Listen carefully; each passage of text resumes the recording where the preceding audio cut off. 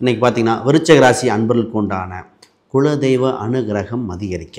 ஏன் இந்த பாயிண்ட் சொன்னால், நிறைய பேர் குலதெய்வ குற்றமாக இருக்கா, தோஷமாக இருக்கா, செஞ்சது ரைட்டாக இருக்கா, குலதெய்வமே கண்டுபிடிக்கவானதோ தவறான வார்த்தையோ பயன்படுத்தினா விழுந்துருப்பாங்க. அப்போ இந்த ராசி எவ்வளோக்கு எவ்வளோ பாசிட்டிவான வைட் பண்ணி அதை ஜெயிச்சு வந்துகிட்டே இருப்பாங்க. இதை ரொம்ப ரொம்ப மைண்டில் வச்சுக்கணும். ரைட். இப்போ உங்கள் ராசிக்கு பார்த்திங்கன்னா குலதெய்வ அனுகிரகம் அதிகரிக்க 5ஆம் இடம் 5ஆம் வீடு அது சம்மந்தப்பட்டது. அனுகிரகங்களுக்கு என்னென்னா, நீர்நிலை அமைத்து தருதல், நீர்பந்தல் அமைத்தல், அன்னதானம் தருதல், புனித நீராடுதல். நான் சொல்லுவேன்னா, கோயிலில் கும்பாபிஷேகம் பண்ணும்போது இந்த ராசிக்காரங்களை சொல்லுவேன், கூப்பிட்ட உடனே குலதெய்வம் வரணும், குலதெய்வம் அனுகிரகம் கிடைக்கணும் அப்படின்னு வச்சுங்களேன். இந்த ராசிக்கு இப்போ நம்ம கும்பிட்றோம், இவங்களுக்கு இந்த பெண் தெய்வ அனுகிரகம், பௌர்ணமி வழிபாடு. ஏன்னா பௌர்ணமி சந்திரன் ஆதிக்கத்தை அதிகப்படுத்திக்கிட்டே இருக்கணுங்க. பெண் தெய்வம் தாங்க. ஏன்னா விருச்சிக ராசி பார்த்திங்கன்னா சந்திரன் வலிமை கம்மி, நீச்சம்னு சொல்லுவாங்க.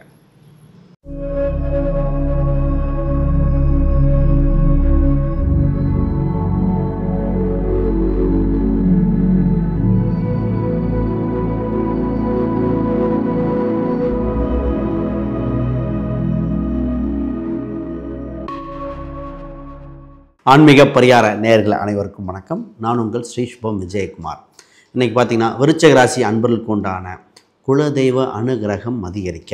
ஏன் இந்த பாயிண்ட் சொன்னால், நிறைய பேர் குலதெய்வ குற்றமாக இருக்கா, தோஷமாக இருக்கா, செஞ்சது ரைட்டாக இருக்கா, குலதெய்வமே கண்டுபிடிக்க முடியும்னு வச்சுங்களேன். நம்ம சொல்ல போகிறது குலதெய்வம் தெரியாதவங்களுக்கு குலதெய்வம் கண்டுபிடிக்கிற மாதிரி கூட அமைஞ்சிரும். சின்ன சூட்சமாக இருக்குது. ரைட். குலதெய்வம் அனுகிரகம் அதிகரிக்க லக்ஷ்மி கடாட்சம். ஏன்னா ஒருத்தர் லக்ஷ்மி கடாட்சம் அடைஞ்சிட்டாலே 16 வகையான செல்வங்களை அடையிறதுக்கு வழிவகுத்துரும். இறை சக்தி. இறை சக்தினா இது உபாசன தெய்வமாக கூட எடுத்துக்கலாம். கூப்பிட்ட ஊரில் ஓடி வந்து உதவி பண்ணணும். நான் நினச்சிட்டே இருக்கேன், நான் ஒரு விஷயம் பண்ணுறேன், அதை அப்படியே கையை பிடிச்சி கூப்பிட்டு போகுது. நிறைய பேர் சொல்லுவாங்க, சார் நான் பண்ணும்போது சின்ன தடங்கள் ஏற்பட்டது, ரிசல்ட்டு பார்த்தா நல்லா இருக்கும்பாங்க. அது என்ன எது சூட்சமாக போவோம். இறைவன் நம் துணை நிற்க என்னென்ன பண்ணணும் பார்ப்போம். ரைட். முதல்ல புதுசாக பார்க்குறவங்க சப்ஸ்கிரைப் பண்ணிக்கோங்க. கேள்விகள் சந்தேகம்னா பார்த்துட்டு கமெண்ட் பண்ணுங்கள். ஃபஸ்ட்டு இந்த விருச்சிக ராசினாலே உள் உணர்வு மிக்க ராசி.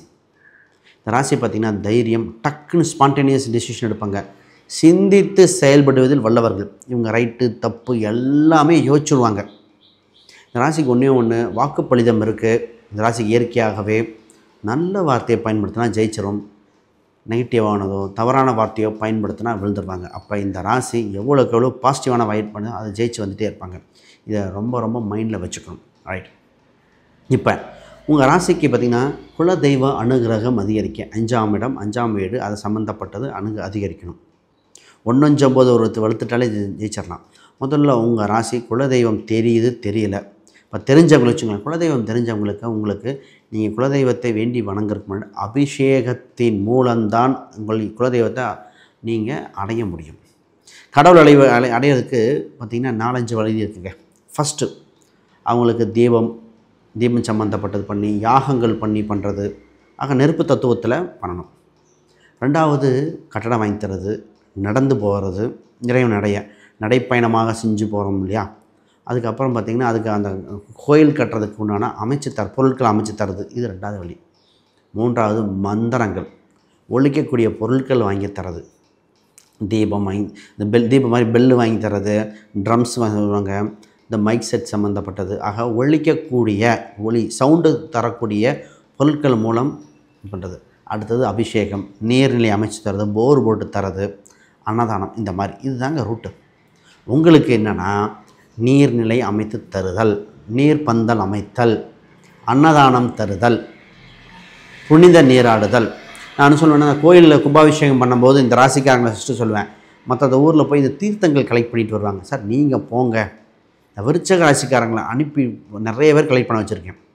நிறைய 5-6 கோயில். சார் எனக்கு அந்த வேலை இருக்குது, இந்த வேலை. சார் அதை ஃபஸ்ட்டு இருக்கட்டும், இது ஒரு பண்ணுங்க, உங்கள் தலைமுறையே நல்லாயிருக்கும். அப்போ அந்த கோயில் அபிஷேகத்துக்கு அது பண்ணுறது. ஒரு சிலர்லாம் அன்னதானம் போட வச்சுருவேன். சார் நீங்கள் அன்னதானம் போடுங்க, நீர் பந்தல் அமைங்க, தண்ணி சம்மந்தப்பட்டது. ஏன்னா உணவுங்க தண்ணி சந்திரன் அம்சங்க. இதில் பண்ணாலே இவங்களுக்கு இறைவனை குலதெய்வ அனுகிரகம் அதிகரிக்கும். இப்போ குலதெய்வமே தெரியல என்ன பண்ணுவாங்க, குலதெய்வம் தெரியாதவங்களுக்குன்னா போகிறாங்க கோயிலுக்கு போகிறவங்களுக்கு அன்னதானம் கொடுத்தல். கோயிலுக்கு ஏதோ ஒரு இடத்துக்கு போனோம்னா அன்னதானம் சாப்பிடுதல், அன்னதானம் கொடுத்தல் ரெண்டுமே பண்ணலாம். நீர்பந்தல் அமைத்தல், அப்புறம் அந்த நீர் சம்மந்தப்பட்ட திரவம் சம்மந்தப்பட்டது, புனித நீராடுதல். கோயில் ராமேஸ்வரம், இல்லை காசியாக இருக்கலாம், திருச்செந்தூர் வழிபாடு, அங்கே நீர் அந்த தீர்த்தங்கள்லாம் பயன்படுத்தும் பொழுது இவங்களுக்கு வாழ்க்கையில் ஜெயிச்சு வந்துடுறாங்க. இது பண்ணும்போது குலதெய்வம் தெரியல அப்படின்னா அப்போ யாரோ ஒருத்தங்க வகையில் சொல்லுவாங்க, உங்கள் குலதெய்வம் இதாமே அது என்னென்னு பாருங்கன்னு. அப்புறம் அடித்து பிடிச்சி பார்த்தா விசாரித்து பார்த்தா அந்த தெய்வமாக இருக்கும்.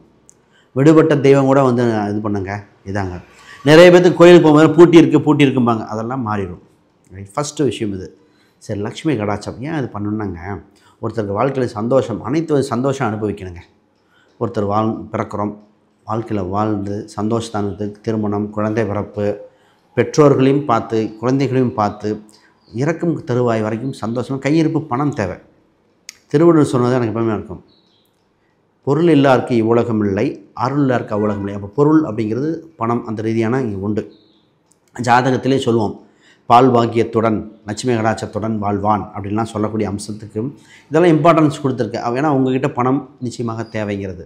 உங்களுக்கு ஃபஸ்ட்டு குழந்தை வடிவத்தில் ஒரு தெய்வத்தை கெட்டியாக பிடிச்சிக்கணும். இந்த ராசி குழந்தை வடிவத்தில், அது கிருஷ்ணராக இருக்கலாம், பெண் தெய்வமாக இருக்கலாம். இது முருகரில் பார்த்திங்கன்னா முருகர் வழிபாடு தான் பிடிக்குன்னா பாலமுருகர், குழந்தை வடிவத்தில் முருகர். பெண் தெய்வம் அது குழந்தை தெய்வமாக இருக்கலாம். இதை பிடிச்சி வழிபாடு பண்ணால் நிச்சயமாக ஜெயிச்சிருவாங்க. நான் நிறைய பேருக்கு சப்த கன்னிகள் கொடுப்பேன். கன்னின்னு வருது இல்லையா, குழந்தை தெய்வம் சொல்லும் போது சொன்னால், சார் எங்கள் குலதெய்வத்தை பார்த்திங்கன்னா அவங்களே குழந்தை தெய்வங்க, அவங்க குழந்தை வடிவத்தில் இருக்க தெய்வத்தை தான் கும்பிட்றோம். இப்போ ஃபஸ்ட்டு உங்களுக்கு செல்வ விருத்திக்கு இவங்க தான். புதுப்பலனாக என்ன சொல்லணும்னா, கோதானம், அதாவது கோதானம் பண்ணுறதால் இல்லை, கோக்கு அகத்திய கீரை கொடுத்துரு. நீங்கள் எங்கே கோயில் போனாலும் அந்த கோசாலைன்னு ஒன்று இருக்கும், அதற்கு போய் அகத்திக்கீரை இந்த கோவுக்கு பசுமாட்டுக்கு ஏதோ ஒரு தானமாக உணவுப் பொருட்களை கொடுத்தல், வாய்ப்பு இருந்தால் ஆடு மாடு கண்ணுக்குட்டியே கொடுக்கலாம். இதை கொடுக்கும் பொழுது என்னாங்கன்னா, அதாவது நிறைந்த செல்வம் அடையிறதுக்கு இதுதான் வழி. இதை ஃபஸ்ட்டு நிறைந்த செல்வம் தான் கடன் அடைக்க, நோய் நொடியை போக்க, குழந்தைகளை படிக்க வைக்க, அந்தஸ்து கௌரவமாக வாழ, இதெல்லாம் வாழ்க்கையை ஏற்படுத்திடும். இப்போ இந்த தான் சூட்சம விஷயமே இதுதான். ஒரு சிலருக்கு நான் அது ஜாதகம் பார்த்து நான் கொடுத்தேன், அது எல்லாத்துக்கும் கொடுக்கக்கூடாது. அவங்களுக்கு வலது கையில் ஒரு மோதிரம், பாதி வெள்ளி பாதி தங்கம் ரெண்டும் கலந்த ஒரு இதை கொடுத்தேன். அது ஒரு மிராக்கல் பண்ணுது அவருக்கு. பட் இது எல்லாத்துக்கும் செட் ஆகுமான்னா இந்த அம்சம் விருச்சிக ராசி இருக்கிறதுக்கு ஒரு சில அம்சம், மற்ற ராசிக்கும் கொடுக்கலாம். பட் பார்க்கணும், இந்த மாதிரிலாம் கொடுத்தாலே ஜெயிக்கக்கூடிய அம்சம் இருக்குது, அப்படி பண்ணலாம். இதான் அது. வீட்டிலே பார்த்திங்கன்னா பச்சை கற்பூரம், அது கூட ஏலக்காய், பட்டை, கிராம்பு இதெல்லாம் வச்சு ஒரு மஞ்சள் துணியில் வச்சு கேஷ் பாக்ஸில் வச்சு பாருங்கள். லக்ஷ்மி வந்து தங்கக்கூடிய அம்சம் உண்டு. லக்ஷ்மி கடாட்சம் தங்கக்கூடிய அம்சம் இதுதான். ரைட். கூப்பிட்ட உடனே குலதெய்வம் வரணும், குலதெய்வம் அனுகிரகம் கிடைக்கணும் அப்படின்னு வச்சுங்களேன். இந்த ராசிக்கு இப்போ நம்ம கும்பிட்றோம், இவங்களுக்கு இந்த பெண் தெய்வ அனுகிரகம், பௌர்ணமி வழிபாடு. ஏன்னா பௌர்ணமி சந்திரன் ஆதிக்கத்தை அதிகப்படுத்திக்கிட்டே இருக்கணுங்க. பெண் தெய்வம் தாங்க. ஏன்னா விருச்சிக ராசி பார்த்திங்கன்னா சந்திரன் வலிமை கம்மி, நீச்சம்னு சொல்லுவாங்க. அப்போ மனப்பதட்டமோ டக்கு குயிக் டிசிஷனும் எடுத்துருவாங்க. அந்த இது சரி பண்ண சந்திரன் ஆதிக்கம் அதிகரிக்க ஒரு பெண் தெய்வத்தை மனதார கெட்டியாக பிடிச்சிக்கணும். உங்களுக்குன்னு ஒரு பெண் தெய்வம், அந்த தெய்வத்தை அது குலதெய்வமாக இருக்கலாம், இஷ்ட தெய்வமாக இருக்கலாம். அந்த தெய்வத்தை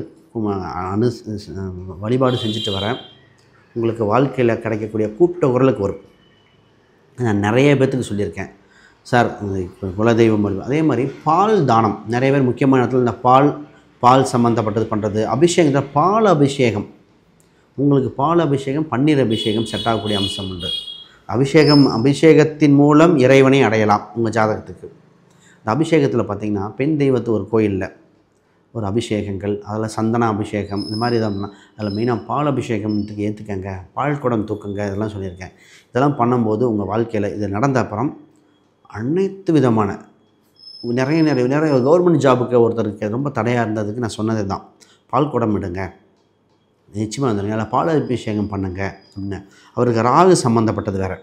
நான் திருநாகேஸ்வரத்தில் இருக்கிற அந்த பால் அபிஷேகம் பார்த்துட்டு வாங்கினேன்.